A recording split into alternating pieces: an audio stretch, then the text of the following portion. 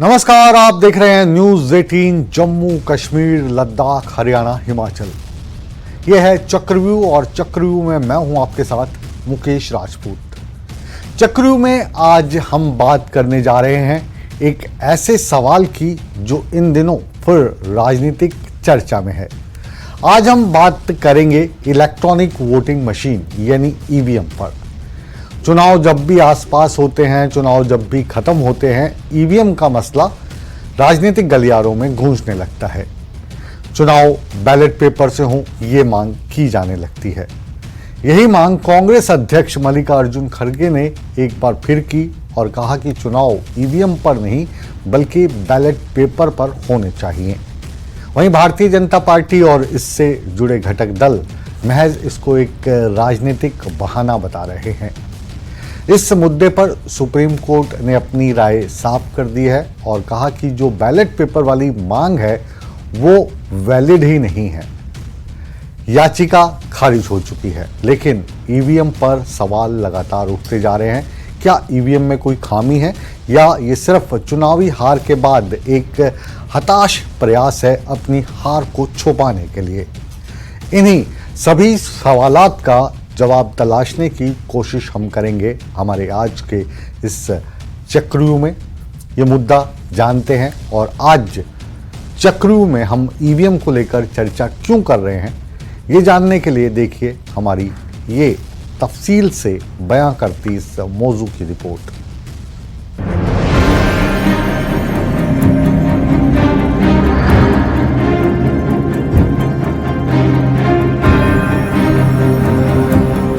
कांग्रेस अध्यक्ष मल्लिकार्जुन खड़गे ने संविधान दिवस पर मांग की कि आगामी चुनाव बैलेट पेपर से कराए जाएं, न कि इलेक्ट्रॉनिक वोटिंग मशीन यानी ईवीएम से।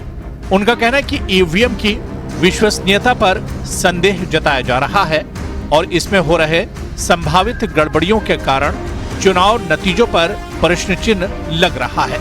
साथ ही महाराष्ट्र में महाविकास अघाड़ी ने भी इस मांग का समर्थन किया है। महाविकास अघाड़ी के नेता का कहना है कि ईवीएम पर आरोपों को देखते हुए बैलेट पेपर से चुनाव कराना सबसे सही कदम होगा। अरे हमारा सब जितनी भी शक्ति लगा के एससी, एसटी, ओबीसी, गरीब तबके के लोग, छोटे कम्युनिटी के लोग, ये लोग जो अपना वोट दे रहे हैं वो वोट फुजूल जा रहा है।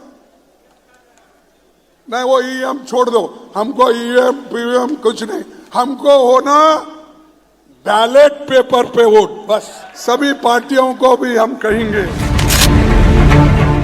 कांग्रेस अध्यक्ष खड़गे के बैलेट पेपर की मांग के बयान के बाद देश भर में राजनीतिक बयानबाजी शुरू हो गई है। हरियाणा के कैबिनेट मंत्री अनिल विज ने खड़गे के बयान पर पलटवार करते हुए कहा कि खड़गे देश को पुराने युग में ले जाना चाहते हैं। बीजेपी ने कांग्रेस के इस बयान को खारिज कर दिया। बीजेपी के नेताओं का कहना है कि ईवीएम पूरी तरह से सुरक्षित हैं और इससे चुनावी प्रक्रिया में कोई दिक्कत नहीं आती। वहीं कांग्रेस नेता रणदीप सुरजेवाला ने बीजेपी पर निशाना साधते हुए कहा कि अगर बैलेट पेपर से चुनाव हो जाए तो बीजेपी को क्या दिक्कत है। उन्होंने कहा कि जो बैलेट पेपर से चुनाव कराने के पक्ष में नहीं है उनकी दाढ़ी में तिनका है। दुनिया आगे बढ़ रही है और खड़गे जी पीछे लेके जाना चाहते हैं। ये तो देश को पाषाण युग में लेके जाना चाहते हैं। पाषाण युग में हार जीत के फैसले पत्थरों से हुआ करते थे। खड़गे जी पीछे लेके जाने की बात कर रहे हैं। मैं एक नागरिक के तौर पर, पार्टी के सदस्य के तौर पर नहीं, आज आपके माध्यम से देश के लोगों के समक्ष रखता हूं, अगर कागज से चुनाव हो जाएगा, बैलेट से चुनाव हो जाएगा, तो उससे बीजेपी डरती क्यों है? जिसको लोगों को जिताना होगा, जिसको लोग वोट देंगे वो जीत जाएगा। तो जो लोग कागज से चुनाव कराने के विरोध में हैं, उनके मन में चोर है।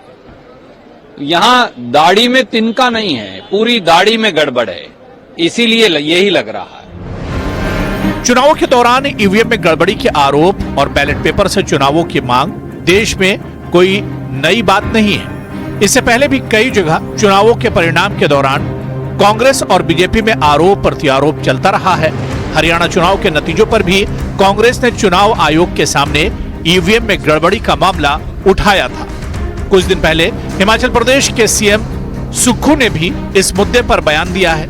उन्होंने कहा कि ईवीएम में गड़बड़ियों की संभावना से इनकार नहीं किया जा सकता, इसलिए चुनाव बैलेट पेपर से होने चाहिए। वहीं पूर्व वित्त मंत्री जेपी दलाल का कहना है कि कांग्रेस की ये मांग केवल तब उठती है जब उसे हार का सामना करना पड़ता है। ये उनकी हार को छिपाने के लिए किया गया एक प्रयास है। कांग्रेस से जब उनकी जीत होती है जिन प्रदेशों में, तब ईवीएम को ठीक बता देती है। जब वो हार जाते हैं तो ईवीएम को खराब बता देती है। मैं समझता हूं कि कांग्रेस को अपनी मानसिकता बदलने की जरूरत है। अपने पिछले कार्यकाल के अंदर जो उन्होंने लोगों की सेवा नहीं की, लोगों ने उनको रिजेक्ट किया, उसमें सुधार करने की जरूरत है। ईवीएम पे दोषारोपण करने से कांग्रेस को कोई फायदा नहीं होगा।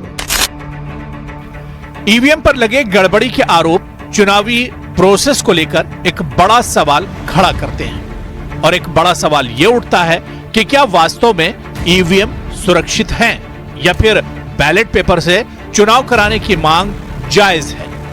हालांकि अब इस मुद्दे पर सुप्रीम कोर्ट ने भी अपनी राय साफ कर दी है।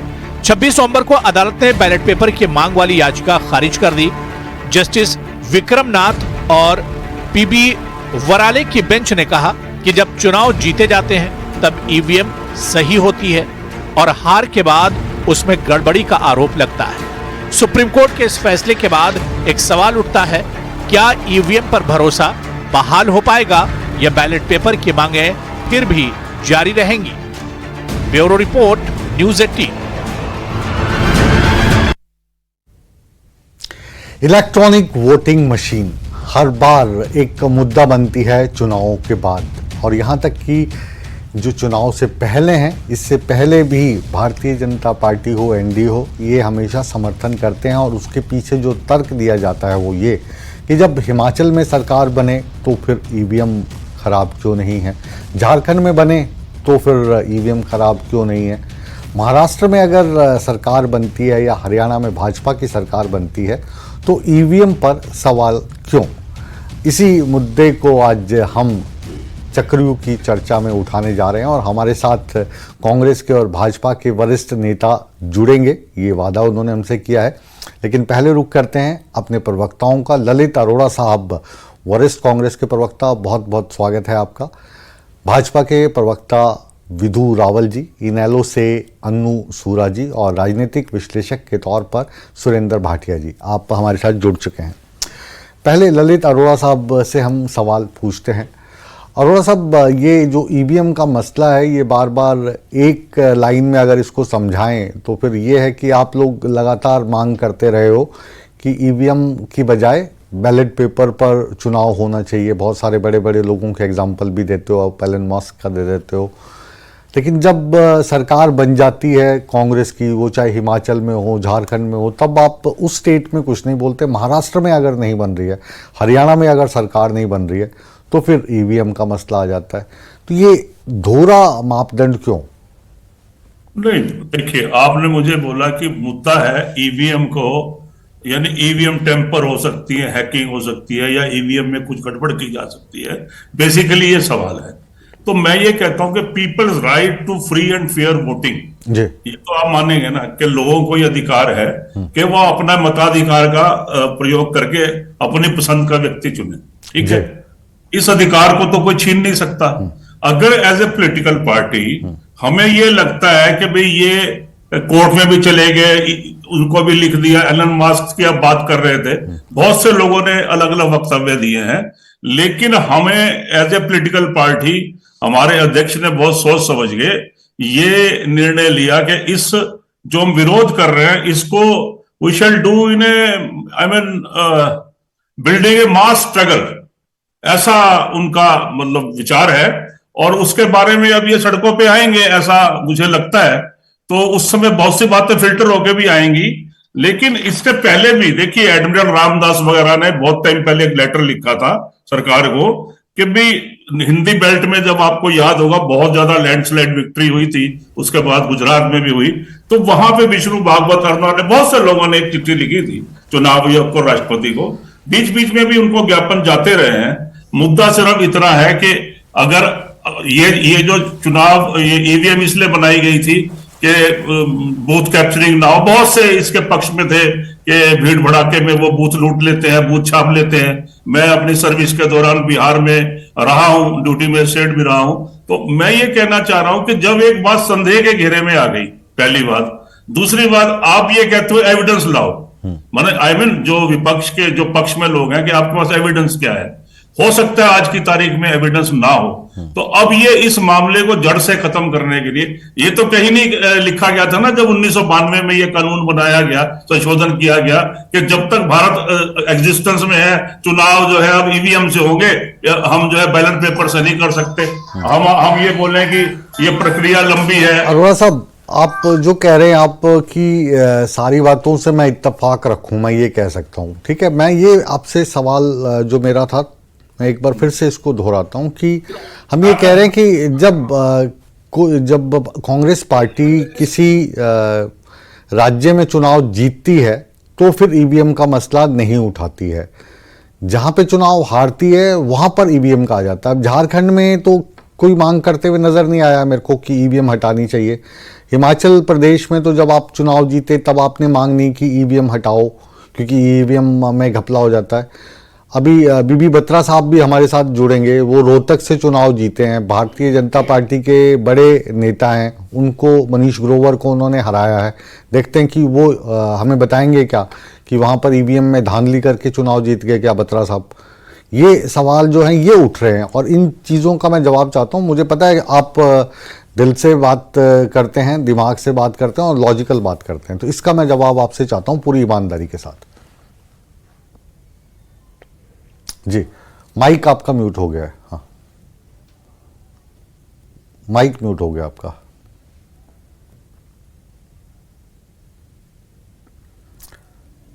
बत्रा, हाँ जी, आवाज, हाँ अब आ रही आवाज जी, कहिए।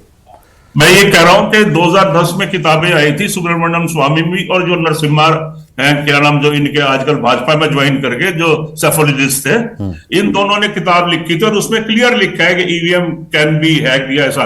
वो बुक्स अभी कहीं अवेलेबल होंगी जरूर, मेरे पास भी कहीं मेरी आधी लाइब्रेरी उधर इधर है। तो मैं ये कहना चाह रहा हूं कि अगर संदेह उठाया जा सकता है तभी ना उठाया जा रहा है। सुब्रमण्यम स्वामी भी, अगर आप विरोध में जो मर्जी उनको कहें, लेकिन कई बार बहुत बढ़िया चीजें वो लेके आते हैं। सिमिलरली एक राष्ट्रीय पार्टी का अध्यक्ष जब ये कहता है कि हमें ईवीएम पे यकीन नहीं है, अब आप कहते हो कि नहीं हमारे हिसाब से चलो, आप ये बोलो ईवीएम से ही चुनाव होंगे, हम नहीं चाहते क्योंकि हमें ईवीएम पे डाउट है। और डाउट आप कह सकते हैं कि सस्पिशन जो है किसी भी लॉजिक का स्थान नहीं ले सकता, लेकिन हमारे सस्पिशन के बहुत से कारण हैं। अभी डिबेट के दौरान अभी 195 कंट्री हैं, 20 कंट्री में लिमिटेड वे में ये होती है। क्या दुनिया के 170 देश जल्दी चुनाव के काउंटिंग नहीं चाहते? अब हम ये नहीं कहते, वो चाहते होंगे ना कि काउंटिंग जल्दी और रिजल्ट 1-2 दिन में आ जाए, हद से हद। तो क्या वो फिर भी बैलेट वाला जो लंबा प्रोसीजर है उस पे है? क्योंकि बैलेट के अंदर में थोड़ी ट्रांसपेरेंसी यूं रह जाती है क्योंकि वो एक इंडिविजुअल वोट है। इसके अंदर वीवीपैट लाए, बहुत से सुझाव दिए गए, वो कंटेनर में डल जाता है पर्ची निकल के। लेकिन हमने ये भी देखा, कोई ये कह रहा था कि 1 वोट की बजाय 2 वोट पोल हो रहे हैं। तो अफवाहों के ऊपर ध्यान देने की बजाय, और बीजेपी अरोड़ा साहब वो ऑप्शन तो है ही है ना। मुझे कोई भारतीय जनता पार्टी की वकालत नहीं करनी है यहाँ पे बैठ के, लेकिन वो वाला केस रोहतक का जो है, मैं उनको जोड़ने की कोशिश कर रहा हूँ बीबी बत्रा साहब को। वो अभी इन्हीं चुनाव में, ये जो कांग्रेस ने चुनाव हारा, इसमें हमने देखा, इसमें जो उन्होंने जो वोटों की गिनती दोबारा से करवाने की मांग की थी मनीष ग्रोवर ने, जो पूर्व मुख्यमंत्री मनोहर लाल खट्टर जी के बहुत करीबी भी माने जाते हैं। लेकिन फिर वो गिनती हुई और गिनती में वही वोट वहाँ पे निकले जो ईवीएम में पड़े थे। फिर बत्रा साहब से हम जुड़े, हमने कहा जी अब क्या वही निकले? कहते हाँ जी वही निकले। लेकिन अगर वो हार जाते, जैसे बहुत सारे कैंडिडेट्स हारे हैं, कांग्रेस के भी बड़े बड़े जो धुरंधर थे, चौधरी बीरेंद्र सिंह के बेटे वीरेंद्र 38 वोट से हार गए। तो ये जब हार होती है तब बयान कुछ और होता है, जीत होती है तब बयान कुछ और होता है। बस इतनी सी समस्या है जिसका मैं हल चाहता हूं आपसे। और चीज भी कहना चाहता हूं जी कि 28 वोट 32 वोट या हमें जब उसकी विश्वसनीयता यानी ट्रस्ट डेफिसिट हो चुका है इस समय। जब आपका परिवार में भी या किसी जगह भी फैक्ट्री में भी किसी इंस्ट्रूमेंट मशीन पे ट्रस्ट ना हो, आपको अपने औजारों पे ट्रस्ट ना हो, अपनी मशीनों पे ट्रस्ट ना हो, तो फिर आप उसको बदलना चाहेंगे। और मैंने यही बोला कि ये लीगेसी पहले हम 1951 से लेके और 2002 तक तो करते रहे ना बैलेट पेपर से, उसके लिए आलोचना होती थी। फिर हमने उसको एवोल्यूशन की स्टेजेस होती है, विकास हुआ, मशीन ले आए। लेकिन आप ये मानिए जीपीएस से इसको कंट्रोल किया जा सकता है। दूसरी बात, आप ये कहते हैं जीपीएस से जो कंट्रोल किया जाता है उस डिवाइस के अंदर एक चिप होनी चाहिए ना सर, और ये वाला बहुत बार मौका दिया, सुप्रीम कोर्ट ने भी मौका दिया, हैक करके दिखाओ। वो जो हैकर्स आते हैं वो अपनी मशीन लेके आते हैं, ये वाली मशीन पे तो एक्सपेरिमेंट कोई कर ही नहीं पाया। साहब राजपूत साहब, मैं ये कह रहा हूं कि कौन सी मशीन किस विधानसभा में है वो इलेक्शन कमीशन को पता होता है। ऐसी कौन सी योजना, ऐसी कौन सी स्कीम है भाई? इसका मतलब जीपीएस है ना वहां पे, मेरा ख्याल जीपीएस से कंट्रोल करते हैं। जब वो जीपीएस से मशीन की एग्जिस्टेंस और लोकेशन को कवर कर सकते हैं तो क्या ये नहीं हो सकता? उसके अलावा इसमें बहुत सी चीजें हैं, बैटरी का जो है आपके, ये अगर टेक्नोलॉजी हिंदुस्तान के पास है तो हमारे मोबाइल में क्यों नहीं होती कि बैटरी चार्ज रहे, बैटरी खत्म ही ना हो? यूजेस से बैटरी का लिंक है। अब जब एक जगह पे माने 1 लाख वोट पड़ गए और बैटरी उतनी, या एक बूथ पे 5000 वोट पड़ गए या 2200 वोट पड़ गए, तो बैटरी यूज ही नहीं हुई। भाई ये सवाल है, संदेह है। मैं ये नहीं कह रहा कि इनको आप डॉक्यूमेंट्री, जाहिर है तभी इस मुद्दे को लेके चर्चा हो रही है, और जाहिर है जो आपकी शंका है ये वैलिड है, क्योंकि आप देश के जो हैं, जो हमारी पार्टी है विपक्ष की बड़ी पार्टी कांग्रेस, उसके आप प्रतिनिधि हैं यहाँ पर। अब हम सुरेंद्र भाटिया जी के पास चल रहे हैं। भाटिया साहब, आजकल भागदौड़ बहुत कर रहे हो, आप गाड़ी में घूमते रहते हो, टाइम पे नहीं पहुँचते हो, क्या चक्कर है? इतनी शिकायतें हम आप से करेंगे तो फिर कैसा चलेगा? गाड़ी में बैठ के मोबाइल चलाने लगते हो आप, ऐसा क्यों? नहीं, मुझे 6:15 बजे का टाइम दिया गया था और मैं यही था। अच्छा। अपने ऑफिस में मैं आमतौर पे 7 बजे आता हूँ, तो मैं 6:15 के टाइम से आना था। फिर फोन आया, नहीं अभी जुड़ जाओ, तो इसलिए वैसे आपकी चिंता ठीक है, गाड़ी में बैठ के नहीं करना चाहिए और मोबाइल नहीं चलाना चाहिए। बिल्कुल बिल्कुल, तो मैंने देखो आपको इसीलिए टोका। अब क्योंकि विदुर रावल जी लेट जुड़े हैं तो लास्ट में इनकी टिप्पणी लेंगे। आप बताइए कि ये जो हम बात कर रहे हैं अभी लगातार अरोड़ा साहब से, ये लगातार ईवीएम पर टिप्पणी करते हैं जब किसी राज्य में ये हार जाते हैं, लेकिन ये कह रहे हैं कि हमारा इससे विश्वास उठ गया हुआ, और क्योंकि मुख्य विपक्षी पार्टी हैं और अब तो महाराष्ट्र की जो अगाड़ी इनका गठबंधन है वो भी सामने आ गया, ये कह रहे हैं हमें ट्रस्ट नहीं है इस पर। तो ट्रस्ट नहीं है तो क्योंकि लोकतंत्र का हिस्सा है और मुख्य विपक्षी पार्टी है, तो इनकी जो मांग है वो कितनी जायज़ है? सुप्रीम कोर्ट ने जो टिप्पणी की, उन्होंने कहा कि ये जो याचिका है इसमें दम नहीं है, सुप्रीम कोर्ट ने उसको किनारे रख दिया। उस पर सुप्रीम कोर्ट की टिप्पणी पर फिर रणदीप सुरजेवाला टिप्पणी करते हैं कि ये बात अच्छी नहीं है सुप्रीम कोर्ट की। एक पत्रकार के तौर पर आप इन दोनों चीज़ों को कैसे देखते हो? ऐसा मुकेश जी, वैसे ये देखो, कांग्रेस पार्टी जो ये उठा रही है वो अनेक चुनावों से कांग्रेस पार्टी जब से विपक्ष में आई है तब से उठाने लगी है। और हम लाल कृष्ण आडवाणी जी ने भी इस पे कभी प्रश्न किए थे। हमें या तो अमेरिका की तरह 2-3 ऑप्शन देने चाहिए। अमेरिका में कई तरह से वोटिंग होती है, आपको मेरे से ज्यादा विस्तार से पता होगा।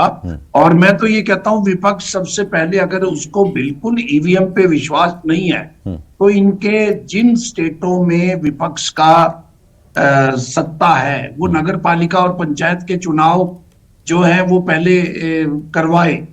अभी पंजाब में शायद जो पंचायतों के चुनाव हुए थे वो आम आदमी पार्टी ने बैलेट पे करवाए थे, लेकिन हमारे यहाँ तो एक छोटा सा 900 मेंबरों का एक क्लब है, उसके भी ईवीएम से चुनाव हुए, बार के चुनाव भी ईवीएम से हुए, वकीलों ने भी चुनाव ईवीएम से करवाए। तो ये कांग्रेस पार्टी जो प्रश्न उठा रही है उस प्रश्न में मुझे ये लगता है कांग्रेस पार्टी को पहले आत्मचिंतन करना होगा। वो क्यों हारे? हरियाणा में तो ये अपनी फूट की वजह से हारे और बीजेपी माइक्रो मैनेजमेंट से हारी, लेकिन महाराष्ट्र में जिस ढंग से हार हुई है शायद वो लाडली बहना की वजह से और कई कारण जो कुछ हुए, और झारखंड में जीत हुई है वहां भी महिलाओं के लिए इस प्रकार की कोई योजना लेके आए थे। कांग्रेस पार्टी थोड़ा ज्यादा जल्दी में है, वो पहले आत्ममंथन करे उनके अंदर क्या कमियां हैं। हरियाणा में तो बहुत सी कमियां हैं, हम उन पे पहले भी कई बार डिस्कस कर चुके हैं। हुड्डा साहब को एक छत्र राज देना, और भारतीय जनता पार्टी जो इस बात में माहिर है वो ये साबित करने में बड़ी तेज है कि उन्होंने साबित कर दिया कि अगर जाटों का राज आएगा तो बाकी लोगों को समस्याएं होंगी। वो पुरानी वीडियो लेके आए, दीपेंद्र हुड्डा की वीडियो लेके आए और कुमारी शैलजा का मुद्दा उठाया, वर्गीकरण किया इन्होंने, जो दलित समाज में वर्गीकरण किया, ये सारे मुद्दे थे हरियाणा की हार के। तो हम सारे मुद्दों पे विश्लेषण कर सकते हैं। अब महाराष्ट्र में इतनी बड़ी जो हार हुई है पहले उसका वो विश्लेषण करें। मुझे नहीं लगता सीधा पहले ईवीएम पे ये ठीकरा फोड़ने वाली जो बात है कांग्रेस पार्टी को, निश्चित रूप से इससे थोड़ा सा वेट एंड वॉच करके पहले आत्ममंथन करे, पहले ये देखे किस कारणों से उनसे जनाधार घटा है।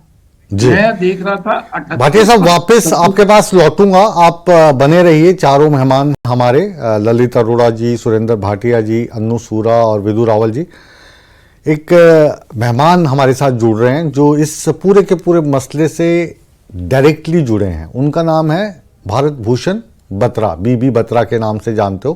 कांग्रेस के विधायक हैं और रोहतक से जीते हैं, मनीष ग्रोवर को हरा के जीते हैं। तो उनको हम अपने साथ जोड़ रहे हैं। एक छोटा सा ब्रेक ले रहे हैं और इसके बाद उनकी बातचीत के बाद फिर वापस आपके पास आएंगे।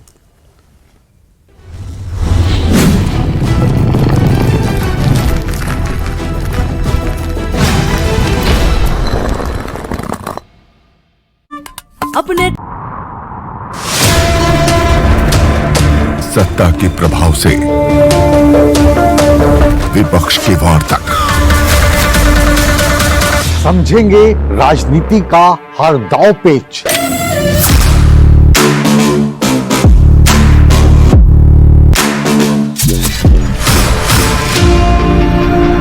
सवालों के रास्ते होगा मुद्दों का हर घेरा पार।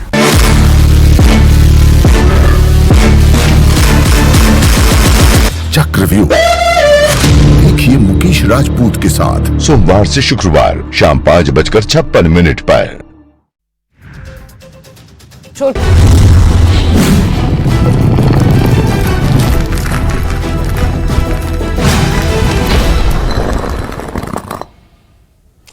चक्रव्यूह में आज हम बात कर रहे हैं ईवीएम की, और ईवीएम को लेकर कांग्रेस पार्टी और इनके समर्थन करने वाली पार्टियां जैसे महाराष्ट्र की जो इनके घटक दल हैं वो कह रहे हैं कि ईवीएम हमें नहीं चाहिए, हमें बैलेट पेपर से चुनाव करवाइए। वहीं पर भाजपा और एनडीए कह रहे हैं कि ईवीएम से आपको वहाँ पर कोई शिकायत नहीं होती, उन प्रदेशों में कोई शिकायत नहीं होती जहाँ पर आपकी पार्टी कांग्रेस पार्टी और इनके सहयोगी दल जीत जाते हैं।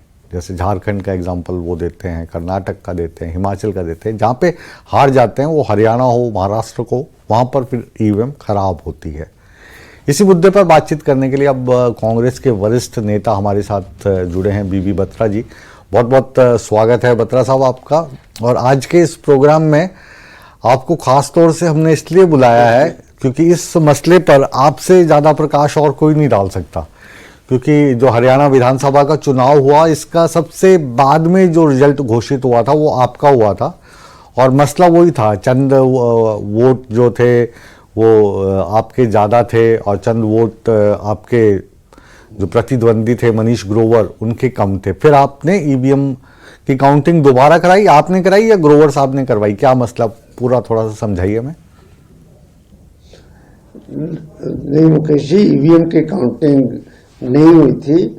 एक्चुअली के वीवीपैट का हाँ काउंटिंग का 5 बूथ का प्रोसीजर है जी। और जनरली वो होता है कि एक आधे बूथ की काउंटिंग होती है और बाकियों को लोग एक्सेप्ट कर लेते हैं मार्जिन में, पर उन्होंने इंसिस्ट किया कि 5 के 5 बूथों की ईवीएम की वीवीपैट की काउंटिंग होनी चाहिए। हाँ और उसमें बहुत समय लग गया, कोई 4000 वो पर्चियां थी एक्चुअली, और there was no question of they applied for the recounting but RO refused it.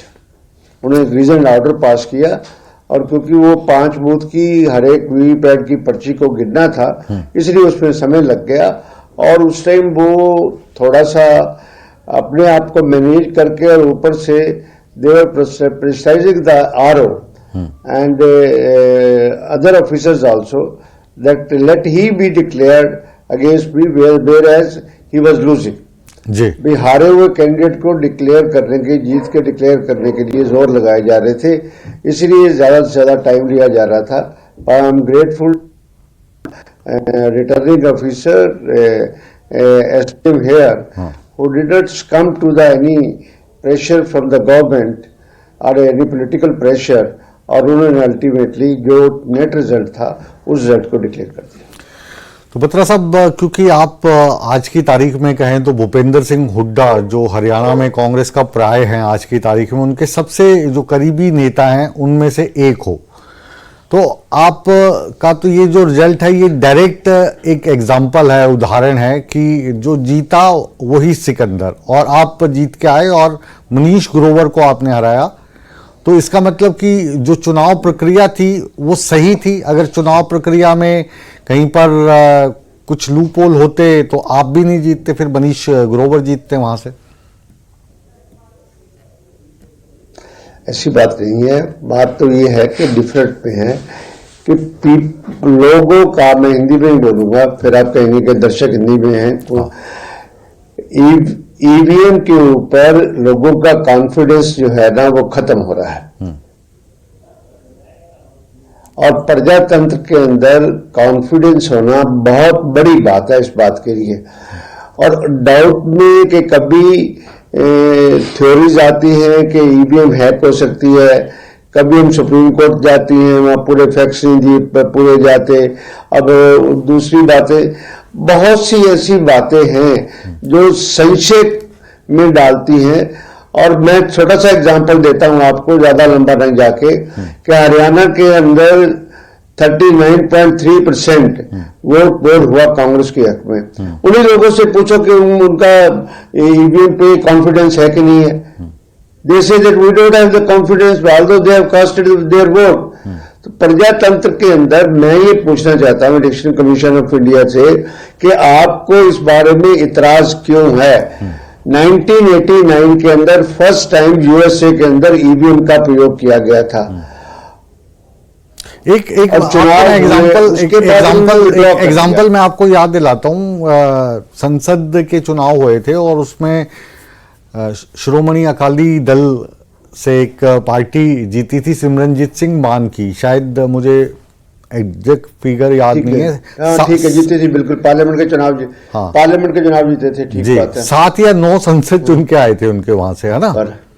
और संसद में कहा कि आप अंदर ये जो कटार या तलवार नहीं ले जा सकते। उन्होंने कहा नहीं ले जा सकते तो कोई चक्कर नहीं, हम तो अपनी सांसदी ही छोड़ते हैं, ठीक है। और वो पार्लियामेंट में घुसे ही नहीं। अब जो चुनाव हुआ ये 2024 का, बिल्कुल आप कहें कि टक्कर इसमें थी। 39.1% आपके वोट थे और 39.8% भाजपा के वोट थे, यानी कुछ महज कुछ 39% 39.3 है, चलो कोई बात नहीं, it's a difference less than 1%। जी हाँ, बिल्कुल यही मैं कह रहा हूँ। आपकी जो सीट्स थी 31 थी, 31 से आप 38 हुए। उनकी जो सीट थी वो बढ़ी, वो 40 से 48 हुई, है ना। आपकी भी बढ़ी और उनकी भी बढ़ी, और जो तीसरी पार्टी थी वो साफ ही हो गई, जजपा। तो फिर अलग अलग लोगों से जाके कैसे पूछे हम, फिर वो जो ईवीएम पर है, हम कहें कि 38 सीटों पर 37 सीटों पर तो ठीक काम किया, और जहां हार गए वहां पे ईवीएम खराब है। तो ये चीज, और फिर जो विरोध जताना है तो फिर सिमरनजीत सिंह मान वाली पार्टी की तरह जताओ कि हम मानते नहीं जी, हम तो विपक्ष में भी नहीं बैठेंगे। नहीं, बात यह है कि इतना बड़ा विपक्ष जो भारतीय जनता पार्टी 400 पार का नारा लगाती थी, 240 पे आके टिक गई, और उसके बाद इतना बड़ा विपक्ष इस बात की मांग करता है। मैं पूछना चाहता हूं कि सरकार को क्या एतराज है कि why they don't go for ballot paper.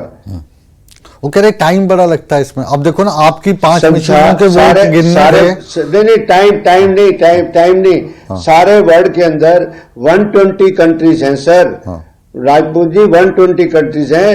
They don't go for EVM and there is a judgement of the German Supreme Court. Germany EVM को लेकर कौन आया था? ईवीएम को लेकर कौन आया था बत्रा साहब? डॉक्टर मनमोहन सिंह मनमोहन सिंह भाजपा के तो नहीं थे, आए थे, पर एक्सपीरियंस ठीक नहीं हुआ। है? नहीं, दैट इज ट्रू। मैं आपकी बात मानता हूँ, मैं आपकी बात मानता हूँ इस बात के लिए। आप ये भी साथ में जरूर कहेंगे कि जब हम हारते हैं तो हम ईवीएम पे दोष देते हैं, जो फुल प्रूफ सिस्टम नहीं है, जिसके ऊपर बहुत सारे मैं डॉक्टर मनमोहन सिंह पे या कांग्रेस पे दोषारोपण नहीं कर रहा हूँ। मैं कह रहा लेकर कौन आए थे? मनमोहन सिंह लेकर आए थे ना, वो चलो आपकी पार्टी के थे, कांग्रेस ही लेके आई थी। लेकिन मेरा सवाल ये नहीं है कि कौन लाया था कौन नहीं लाया था। मैं ये पूछ रहा हूँ कि उस वक्त जब मनमोहन सिंह ईवीएम को लेकर आए तो इसकी जरूरत क्यों महसूस हुई थी? उस वक्त कुछ जो बैलेट पेपर वाला जो मसला है उसमें गलत हो रहा होगा, इस करके लेके आए थे। वो क्यों लाए थे? ऐसे है कि मनमोहन सिंह डॉक्टर के टाइम में लोगों का इलेक्शन कमीशन ऑफ इंडिया पे एक विश्वास था। आज इलेक्शन कमीशन ऑफ इंडिया जो है वो एक संदेह के परिधि के अंदर आ चुका है। जी हाँ, आप देखो इलेक्शन कमीशन की कॉमन सेंस देखो कि ये डेटे बढ़ा देते हैं, जब ये फैसला करते हैं इनको पता नहीं होता। What kind of the election commissioner of India is sitting here when he doesn't know that when polls are to be done or not to be done? They extend the 4 days. Similarly, now in both the states of Maharashtra and Jharkhand is concerned, they have extended it. वो जो ये वाले जो आपके आरोप हैं, ये आपका आरोप और ये जो गुस्सा है, ये बिल्कुल सही है, इसमें कोई दो राय नहीं है। लेकिन कुल मिलाकर जो हम ये कह रहे हैं ना कि अगर इलेक्शन कमीशन पर उस वक्त भरोसा था, आज भरोसा नहीं है, तो वो भरोसे को आजमाने के लिए तो बैलेट पेपर से ईवीएम पे नहीं आ गए होंगे ना। कोई ना कुछ तो वजह रही होगी। वो वजह क्या है? अगर आपको पता हो तो साझा कीजिए हमारे साथ। एक छोटा सा रीजन बताता हूँ।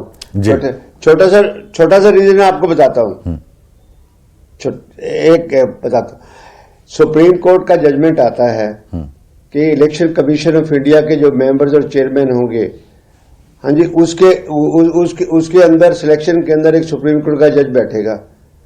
जजमेंट के अंदर आता है why we don't follow the Supreme Court and why then Election Commission of India की प्रोसेस का नोटिफिकेशन आता है और उसमें सुप्रीम कोर्ट जज का नाम उठा देते हैं।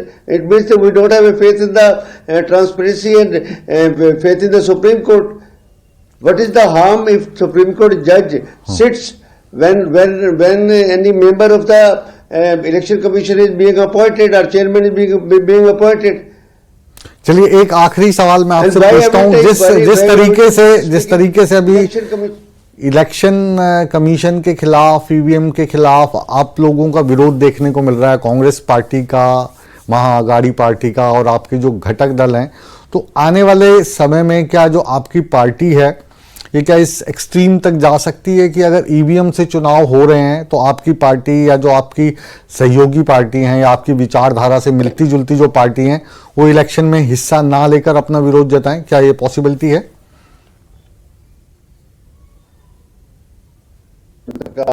एक वो करना होता है, और हम इस लड़ाई को डेफिनेटली लड़ेंगे, लोगों में जाकर लड़ेंगे इस बात के लिए।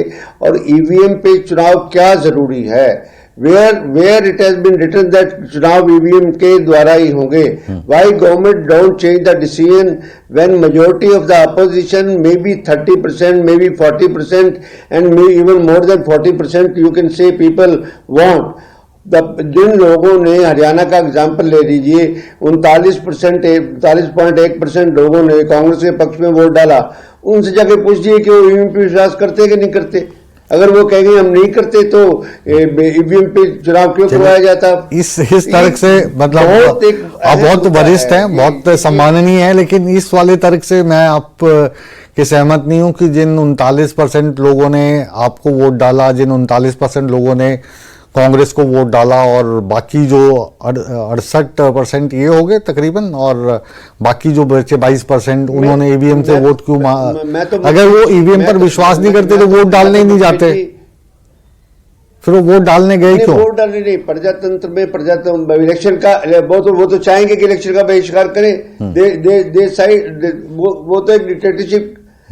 चलिए ठीक है, आपके अपने तर्क है और जाहिर है कि आपके तर्क पर सवाल करके अंदर की बात निकालने मेरी ड्यूटी। बहुत बहुत शुक्रिया आपका। जहां पर डाउट क्रिएट हो, जहां पर मैं आखिरी कंक्लूड करूंगा, बिल्कुल जहां पर डाउट हो, जहां सिस्टम में फॉल्ट सामने नजर आते हो, जहां पर एक एक्सपेरिमेंट के साथ ईवीएम को हैक किया जा सकता हो, उस इतने डाउट में प्रजातंत्र में सबसे बड़ा अधिकार वोट का अधिकार है। अगर लोगों का कॉन्फिडेंस शेक होता है, लोग उस कॉन्फिडेंस से अपने आप को महसूस करते हैं, ठगा महसूस करते हैं, तो मेरे हिसाब से प्रजातंत्र के अंदर कोई छोटी भी आवाज उठती है उसको पूरा करने के लिए उसको ये क्या पैसे बचते हैं, टाइम बचता है, हाउ द अमाउंट की सरकार कितने घपले होते हैं, कितने घोटाले होते हैं, कितने पैसे खर्च होते हैं, कितने इवेंट मैनेजमेंट पे खर्च होते हैं। कभी इनकी इंफॉर्मेशन आप लीजिए ना मुकेश जी, तो पता लगेगा कि इनके इवेंट मैनेजमेंट पे सारे पैसे और सारा बजट, और जहां तक कहते हैं आज तक जो जिस देश की 15% जीडीपी की ग्रोथ होनी चाहिए थी वो 7% तक लटकती रहती है, कभी 4% आगे लटक जाती है। देश की तरक्की कोई देखता नहीं है। इस विषय पे बत्रा साहब 70% बीपीएल फैमिली, इस विषय पर दोबारा से 70% बीपीएल फैमिली, ये जो बीपीएल गरीबी बढ़ने वाले आंकड़े, जीडीपी आपके हिसाब से बढ़ रही है, भाजपा के हिसाब से जो देश है वो टॉप 3 कंट्रीज में पहुंच गया, ये लंबा विषय है। तो आज ईवीएम वाले मनमोहन सिंह के टाइम में ईवीएम वाली जो चर्चा है, इसमें अगर बीच में इसको घुसा देंगे तो फिर वो दोनों ही चर्चा पूरी नहीं हो पाएंगी, अधूरी रह जाएंगी। बहुत बहुत शुक्रिया बत्रा साहब। ठीक है, बात आपकी बिल्कुल ठीक है जी, बट पर ईवीएम के ऊपर लोगों का जब डाउट है, हाँ, तो बिल्कुल इसी मसले को लेकर चर्चा भी इसीलिए कर रहे हैं। बहुत बहुत शुक्रिया। बीबी बत्रा साहब का ये मानना है कि अगर ईवीएम को लेकर कुछ लोगों के जहन में या कुछ पार्टियों के जहन में शक है, तो इस शक को दूर करने के लिए सरकार को चाहिए कि बैलेट पेपर पर दोबारा लौटें, और इसको लेकर वो अलग अलग तर्क भी देते रहे अपने हिसाब से, और उन्हीं तर्कों पर हम सवालात भी करते रहे। वापस चर्चा में लौटते हैं और हमारे प्रवक्ता हमारे साथ हैं। अनु सूरा, आपकी पार्टी का क्या रुख है जी ईवीएम को लेकर? मुकेश जी, सबसे पहले तो आपको, सभी दर्शकों को और सभी प्रवक्ताओं को नमस्कार। नमस्कार जी। मैं ये कहना चाहूंगी कि बिल्कुल इनेलो भी बैलेट पेपर से चुनाव के पक्ष में है और ईवीएम से चुनाव के पक्ष में नहीं है, लेकिन हमारा ये कहना नहीं है कि कांग्रेस इसलिए हार गई क्योंकि ईवीएम से चुनाव हुए। कांग्रेस हारी अपनी फूट की वजह से, अपनी नालायकी। चलो कांग्रेस की बात कांग्रेस से कर लेंगे मैडम, वो क्योंकि आपकी पार्टी ने भी बहुत जबरदस्त काम नहीं किया। आपके जो सबसे बड़े नेता थे हमारे मित्र अभय चौटाला ही हार गए, वहां तो फूट भी नहीं थी कोई, वो क्यों हार गए फिर? नहीं, तो कांग्रेस पे टिक्का टिप्पणी आप मत कीजिए ना। नहीं, कांग्रेस मुद्दा उठा रही है ना, तो किस पे करे? तो फिर आप एक साइड ले लीजिए, या तो कांग्रेस की साइड। कांग्रेस उठा रही है तो टिक्का टिप्पणी भाजपा पे करूं? नहीं, मुद्दा कांग्रेस उठा रही है तो मैं कांग्रेस से सवाल पूछूंगा ना। कांग्रेस के अभी हमने बीबी बत्रा को जोड़ रखा था, हमने अरोड़ा को जोड़ रखा है, ललित अरोड़ा जी। आपकी पार्टी की लाइन इस वक्त जो चर्चा हो रही है, अनुसूरा आप सुनिए, इस वक्त चर्चा हो रही है कि ईवीएम के आप पक्ष में है या विपक्ष में है, ठीक है? तो अब वो कांग्रेस क्यों हार गई ये नहीं है चर्चा। मैं आपकी पार्टी की लाइन चाहता हूं कि आपकी पार्टी क्या चाहती है कि आने वाले जो चुनाव हैं वो ईवीएम पर हो या बैलेट पेपर पे हो, इस पे टिप्पणी बिल्कुल दीजिए। बिल्कुल, नो डाउट बैलेट पेपर से चुनाव होने चाहिए, हम बैलेट पेपर के पक्ष में हैं। जी, आगे आप एक्सप्लेन कर सकती हैं क्यों। हाँ, तो मैं वही तो कर रही थी, और उसके लिए दूसरी पार्टियों का नाम लेना पड़ेगा। अच्छा, लीजिए आप।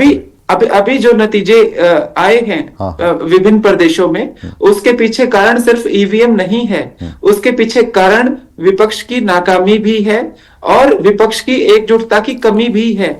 अभी जो कोर्ट तक पहुंची है एक विपक्षी पार्टी और कह रही है कि कोर्ट अगर नहीं सुनेगा तो हम आंदोलन करेंगे। क्या आप आंदोलन के अंदर जो 60-65% वोटर जो बीजेपी के विपक्ष में के विरोध में वोट डालता है, आप उसको इकट्ठा करने में सक्षम हैं? आप उसको तो बाद में इकट्ठा करिएगा, पहले आप अपनी ही पार्टी के लोगों को तो नेताओं को तो इकट्ठा करिए। बात तो यही है ना कि विपक्ष की कमजोरी का फायदा भाजपा उठा रही है, और इन्होंने बहुत आसानी से कह दिया कि हम आंदोलन खड़ा करेंगे। आंदोलन खड़ा करने के लिए पहले जनता का विश्वास इकट्ठा करना पड़ता है, जनमत इकट्ठा करना पड़ता है। आप अपनी पार्टी का बिखराव तो कंट्रोल कर नहीं पा रहे हैं। विपक्ष की आपके अंदर अहंकार इतना है कि आप क्षेत्रीय दलों को साथ लेके चलने में सक्षम है नहीं, आपका अहंकार आड़े आता है। आप लोग क्या इनके साथ चलने को तैयार थे? जी बिल्कुल, कोई भी जनता से जुड़ा मुद्दा होगा गंभीर, आज के टाइम में बड़ी चिंता की बात है। अब आपके दो विधायक हैं वहां पे विपक्ष में बैठे हैं, तो क्या वो माने कि कितने अरोड़ा साहब आपके 37 हैं 38 हैं, मेरे दिमाग से निकल गया थोड़ा। हाँ माइक, हाँ जी 37, तो 39 मान के चलें। अब फिर 2 अन्नू सूरा जी की पार्टी के भी हैं। जी बिल्कुल, उन्होंने कहा ना कि हम विपक्ष में बैठे हैं, तो विपक्ष का मतलब ही यही होता है कि सत्ताधारी दल के खिलाफ अगर कोई चीज ऐसी है जो उनको अपील करेगी उसमें शामिल है, उन्होंने कहा तो है। ये अलग बात है कि वो अगर हमारे गठबंधन में शामिल होते या किया जाता, जो भी वर्ड कहिए, तो बहुत बढ़िया रहता चुनाव में। जी चलिए, अब सत्ता पक्ष के पास जा रहे हैं अन्नू सूरा जी, विदु रावल साहब के पास। आज जो तमाम हमारे साथ जुड़े प्रतिभागी, उसमें बीबी बत्रा साहब भी हैं, तो जो सवालात थे वो मैं उनसे पूछता रहा, लेकिन अब इन सवालात के उल्ट जो सवालात हैं वो आपसे पूछे जाएंगे। जब बार बार विपक्ष कह रहा है कि भैया हमें ईवीएम नहीं चाहिए, ईवीएम नहीं चाहिए, हम आज की तारीख में कमज़ोर ही सही, आज की तारीख में भाजपा और इनका जो एनडीए गठबंधन है वो मजबूत सही, लेकिन चुनाव आप बैलेट पेपर से करवा लो, तो करवा लो, फिर क्यों नहीं करवा रहे हो? मुकेश जी, आपको नमस्कार, और आपके माध्यम से न्यूज़ 18 देख रहे सभी दर्शकों को और हमारे जो पैनलिस्ट हैं सबको नमस्ते जी। देखिए 40 मिनट हो गए डिबेट के और एक ही प्रकार का संगीत हम सुन रहे हैं। अब मैं बिल्कुल अलग संगीत देने वाला हूं, तो मैं उम्मीद करूंगा कि बाकी के बचे जो 15 मिनट है आप मुझे दे दीजिए। अच्छा, पूरे आप ही सवाल पूछिए। चलिए ठीक है। अच्छा, सारे 15 मिनट आप ही लोगे? नहीं, सारे 40 मिनट अभी एक ही तरह की बात हुई है। अच्छा, और ये बड़ी घातक बात हुई है। ये इस देश के लोकतंत्र से विश्वास कम करने के लिए कुछ लोगों ने निजी स्वार्थ है, और स्वार्थ क्या है वो भी बताऊंगा मैं। उस कारण से ये पूरी की पूरी डिबेट, यानी दर्शक का मन में लोकतंत्र, कल ही तो लोकतंत्र का दिवस मनाया ना, उसके प्रति कम लोकतंत्र कमतर तो नहीं हमें करना चाहिए। जी, पॉइंट पे आइए। पॉइंट चलिए, मैं एक के बाद एक पॉइंट दूंगा जी। देखिए, सबसे पहली बात तो कि हमने गाड़ी में किसी ड्राइवर को रखा और ड्राइवर जो है उसको गाड़ी चलानी ना आई, वो कभी दाएं ठोके कभी बाएं ठोके, और फिर गाड़ी से उतर के कहे जी सड़क को खुदवा दो, इसको वापस कच्चा सड़क बना दो, पक्की सड़क तो ठीक नहीं है, ये गाड़ी ठोकने के काम आती है। ये इसी प्रकार का एक वाहियात तर्क है। दूसरी बात जो है, लगातार जो है इस देश के अंदर लोकतंत्र को कमजोर करने का प्रयास किया जा रहा है, क्योंकि कांग्रेस पार्टी विशेष रूप से, और हरियाणा के संदर्भ में कहें तो कांग्रेस पार्टी और इंडियन नेशनल लोकदल दोनों पर से जनता का विश्वास उठ गया। इस कारण से ये लोकतंत्र ही कमजोर हो जाए, यानी if you can't win it spoil it, यानी आप जो है अगर सत्ता नहीं प्राप्त कर सकते तो अराजकता कर दीजिए हर प्रकार की। ये ठीक वही प्रयास है, और मैं पॉइंट दर पॉइंट जो है इसका अभी मैं पटक्षेप कर सकता हूं। मैं सुन रहा था, वरिष्ठ नेता है बीबी बत्रा, वेल रेड है, पढ़े लिखे हैं, उन्होंने कई सारी बातें कही। उन्होंने कहा, पहले तो उनकी पॉलिटिकल नैरेटिव पर ही आ जाए, उन्होंने कहा कि ईवीएम पर से लोगों का कॉन्फिडेंस घट रहा है। अब मेरे कहने से इस ईवीएम की बजाय रिप्लेस कर दो कांग्रेस को। कांग्रेस पर से जनता का विश्वास घट रहा है, और यह चुनाव दर चुनाव हम देख रहे हैं। हर प्रकार से देख रहे हैं, और उसके कारण मुझे नहीं लगता इतनी डिबेट सक्षम होगी। जब आप कहेंगे कि हम जीतेंगे, अपना घर भर लेंगे, जब आप खुले तौर पर जातिवाद का नंगा नाच करने लग जाएंगे, जब आप कहेंगे 50 वोट के बदले हमें जो है नौकरी देंगे, पर्ची खर्च वाले, आपसे गुजारिश है कि जो ईवीएम के प्लस पॉइंट हैं जो आपको लगते हैं जिसकी वजह से सर मैं अपना केस रखूंगा, सर मैं अपना केस रखूंगा सर। आप मेरे को 15 मिनट बाद जज कर लीजिएगा कि मैंने अपना केस ठीक रखा। 15 मिनट लगातार आपको नहीं मिलेंगे, 8 मिनट बचे, 10 मिनट वक्ताओं के पास 40 मिनट। सर आप फिर आप केवल आप लेट आए ना सर, समय आप लेट आए। नहीं सर मैं लेट नहीं आया। चलो अब टाइम वेस्ट नहीं करो सर, आप पॉइंट वाइज बताओ। तो सर अगर मेरा केस पूरा नहीं होगा, ये सबने अपनी बात रख ली, मुझे एकदम बोलिए सर, टाइम चल रहा है ना, ये टीवी है ना, यहाँ पे सेकंड्स के हिसाब rules of the game clear हो जाए सर। मैं अभी रुक जाता हूँ, अगर आधा केस मेरा रखवाना तो कोई लाभ नहीं है। मैं कह रहा हूं पॉइंट वाइज करिए, टिप्पणियां बाद में पॉइंट रखूंगा। मेरा 10 मिनट बाद, आप 15 नहीं दे रहे, 10 दे दीजिए, 40 मिनट दूसरों को दिए, 10 मुझे भी दे दीजिए, तो उसके बाद मुझे जज कर लीजिएगा मेरा केस ठीक था नहीं था। चलिए ध्यान से सुनिए, देखिए तो कॉन्फिडेंस तो ईवीएम से शेक हुआ है, और ये सारा जो ड्रामा किया जा रहा है इस देश के लोकतंत्र को कमजोर करने का, वो इसलिए है ताकि लोग अपने पदों पर बने रहें, उनके पद सवाल पर ना आए। राहुल गांधी पर कोई सवाल ना कर पाए कि 89 चुनाव क्यों हार गए, मल्लिकार्जुन खड़गे पर कोई चुनाव ना कर पाए कि सब कुछ ठीक था, आप इस प्रकार के नैरेटिव गढ़ रहे थे और लोकसभा में भी ठीक ठाक रिजल्ट आपके हिसाब से आ गया था, फिर इतने पीछे कैसे आ गए। तो अब ये क्या हो गया, इसलिए ईवीएम को बदनाम कर दो। फिर वो आपने एक एक्सपेरिमेंट ऑफ हैकिंग की बात कही थी। 20 मई 2017, आज से 7.5 साल पहले 20 मई 2017 को इलेक्शन कमीशन ने देश के अंदर जितनी भी रजिस्टर्ड पार्टी हैं सबको लेटर लिखकर और 20 मई को एक प्रेस रिलीज कर आप सबके चैनल्स पर रिलीज हुआ था। 15 दिन बाद की एक डेट दी, 3 और 4 जून 2017, उनको कहा 15 दिन का समय, दुनिया से जितना बड़े बड़ा 30 मार खाए कोई हैकर, उसको ढूंढ लाओ और हैक करके दिखाओ, 2 दिन का समय देते हैं आपको, 2 दिन का। साहब कोई एक हैकर आया ही नहीं, कोई एक पार्टी आई ही नहीं, जो इतने चिल्ला के यहां पर नैरेटिव गढ़ते हैं उनमें से कोई पार्टी नहीं आई। अभी एक और बात कह रहे थे कि मनमोहन सिंह जी को बड़ा विश्वास था इलेक्शन कमीशन पर। मैं बता देता हूं मनमोहन सिंह के समय के इलेक्शन कमीशन और कांग्रेस के समय किस प्रकार के इलेक्शन कमिश्नर रहे हैं। हालांकि देव ऑल बीन गुड, अब उनके रिटायरमेंट के बारे में इतना नहीं उनको पूरे देना चाहिए था। टी.एन. सेशन जो कांग्रेस द्वारा जिन्हें इलेक्शन कमिश्नर अपॉइंट किया गया था, 5 साल तक इलेक्शन कमिश्नर रहे। द डे ही रिटायर्ड, उसके 1 महीने बाद श्री लाल कृष्ण आडवाणी के खिलाफ कांग्रेस के कैंडिडेट बनकर लोकसभा के उम्मीदवार बनकर उतरे। यह इतिहास की बात है।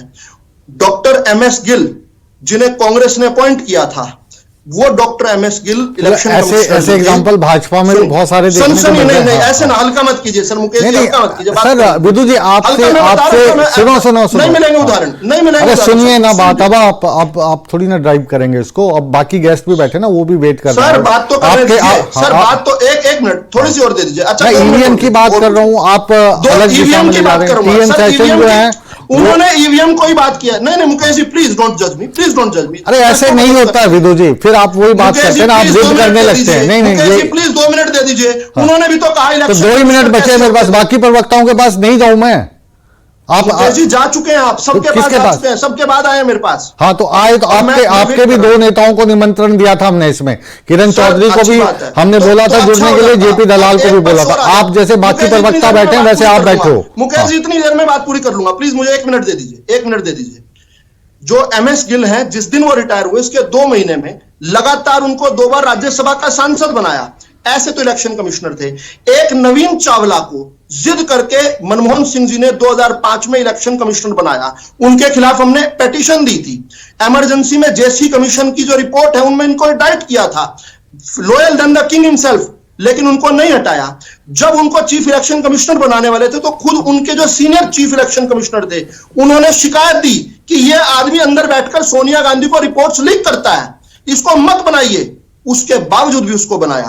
एक के बाद एक देश के चीफ जस्टिस जो हैं, जिनको ये बहुत अच्छा बताते रहे हैं, अभी अभी हमने डीवाई चंद्रचूड़ जी के बारे में सुना ना, उन्होंने कहा मैं विपक्ष का रोल लेने के लिए नहीं बैठा हूं चीफ जस्टिस, मैं न्याय करने के लिए बैठा हूं। उससे पिछले चीफ जस्टिस रंजन गोगोई, उनको भी लेकर बड़े खुश होते थे।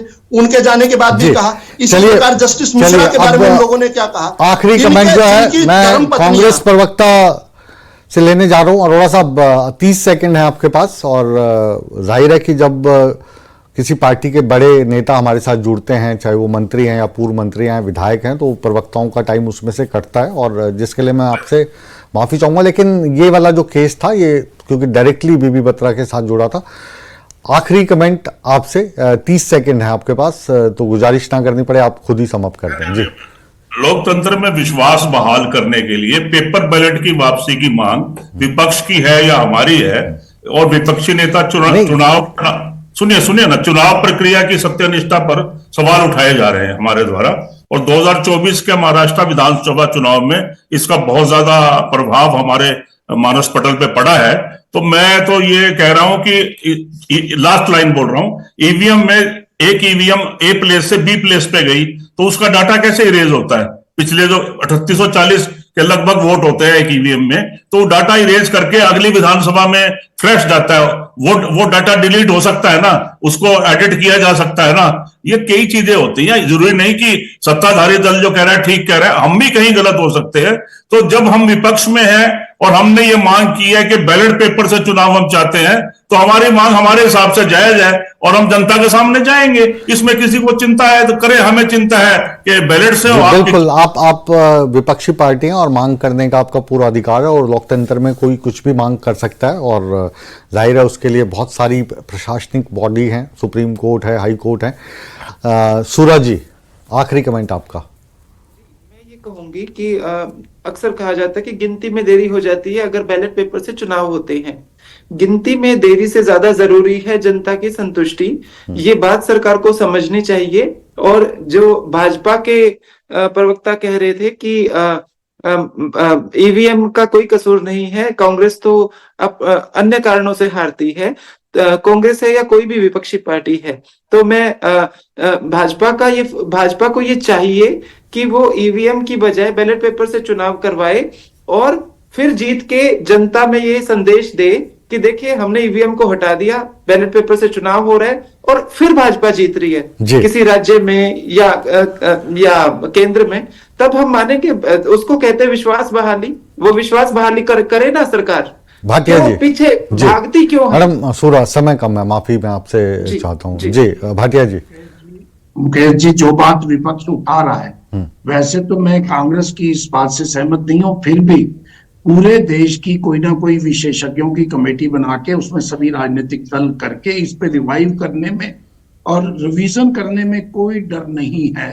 कम से कम विश्वास, जनता का विश्वास ना उठे इस लोकतंत्र से, वो साबित करना सत्ता पक्ष की जिम्मेवारी है। जी, आपका जो क्लोजिंग कमेंट है अच्छा है, और इसी पे क्लोजिंग कमेंट राहुल साहब के पास ले रहा हूं। राहुल साहब 30 सेकंड है, 30 सेकंड में खत्म कीजिएगा। कंडीशनल कमिटमेंट टू डेमोक्रेसी नहीं चल सकती, मीठा मीठा गप कड़वा कड़वा थू नहीं चल सकता।